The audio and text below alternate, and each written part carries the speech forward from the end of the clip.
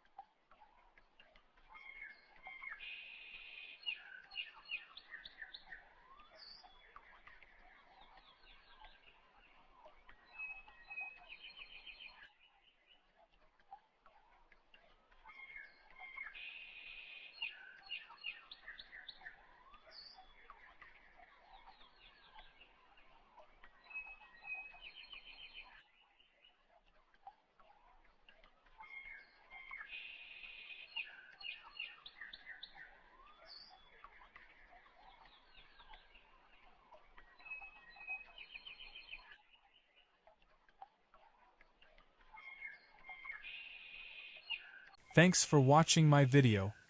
Don't forget to like, comment, share, and subscribe.